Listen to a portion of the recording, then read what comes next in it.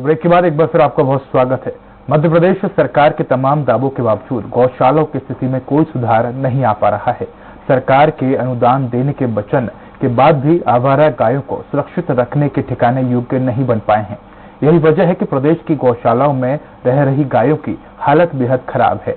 इन गायों के रखरखाव के लिए दिए जाने वाले अनुदान की राशि बेहद कम है और पिछले कई महीनों से इनका भुगतान भी नहीं किया गया है। प्रदेश के अन्य जिलों की तरह जबलपुर में भी गौशालाओं की स्थिति ठीक नहीं है। आइए देखते हैं जबलपुर से आई ये खास रिपोर्ट। जबलपुर से करीब 55 किलोमीटर दूर बंदर कोला गांव की ये गौशाला उन गायों के लिए बनाई गई है जिन गायों को उनके मालिक छोड़ देते हैं और जो दूध नहीं दे पाती, उम्रदराज हो चली है। इस तरह की लगभग 70 से ज्यादा गायों को इस गौशाला में रखा गया है। आसपास के गांव के किसानों की सामूहिक कोशिश से इस गौशाला का निर्माण किया गया है। इस दौरान सरकार ने प्रति गाय 20 रुपए अनुदान देने की घोषणा की थी। इस गांव को स्वच्छता और बेहतर रखरखाव के लिए राष्ट्रपति पुरस्कार मिल चुका है। इसलिए उम्मीद यही थी कि इस गांव की गौशाला को सरकारी अनुदान नियमित रूप से मिल रहा होगा, लेकिन इस गांव की गौशाला को भी कुछ दिनों तक तो अनुदान मिला, लेकिन अब बीते कई महीने से सरकारी अनुदान की राशि नहीं मिली है। ऐसे में गौशाला में रहने वाली सभी गायों के भोजन, पानी और उनके इलाज पर होने वाला खर्च खुद ग्रामीण उठा रहे हैं। आसपास के सैकड़ों गांव के निराश्रित गायों के इस ठिकाने को संचालित करने के लिए ग्रामीण एकजुट हैं, फिर भी उन्हें सरकारी अनुदान का इंतजार है। जी, अब क्या है कि सरकार की तरफ से वो 20 रुपए एक गाय के प्रति मिलता है, जिसमें 15 रुपए भूसे का है, 5 रुपए का स्वर्ण के लिए है, पर उससे पूर्ति तो नहीं हो पाती। अब आप देख रहे हो तो हम सरकार से गुंजाइश करते हैं कि कुछ अनुदान बढ़ाया जाए, जिसके गौ माताओं की सेवा और हो सके और अच्छी से अच्छी और व्यवस्थाएं हो सके।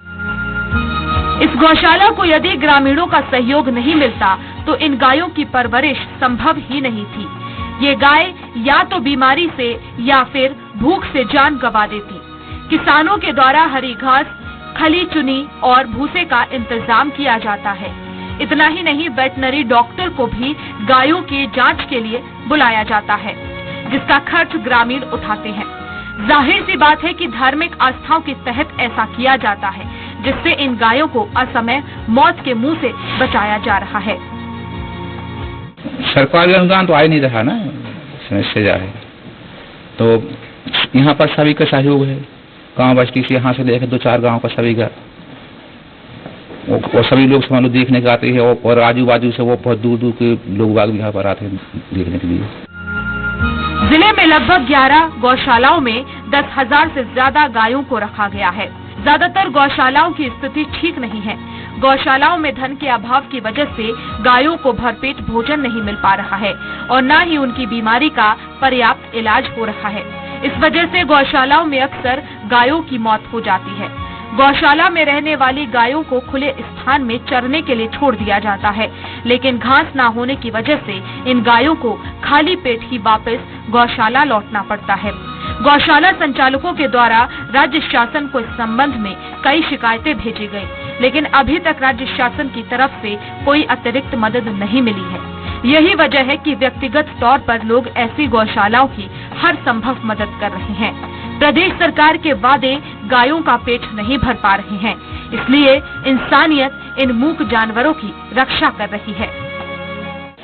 जबलपुर जिले के बंदर कोला गांव में स्थित हम इस गौशाला में हैं। ये गौशाला सरकारी अनुदान के भरोसे तो चलती है, लेकिन यहाँ आसपास के जितने भी गांव हैं उन ग्रामीणों की मदद के बिना इस गौशाला को चलाना संभव नहीं है, क्योंकि यहाँ पर 70 से ज्यादा गायें हैं और इनके इस भोजन की व्यवस्था करने का काम भी सभी ग्रामीण ही करते हैं। जो उनको चारा दिया जाता है, पानी दिया जाता है और जो उनके इलाज के लिए जो व्यवस्थाएं की जाती हैं वो भी ग्रामीण ही करते हैं।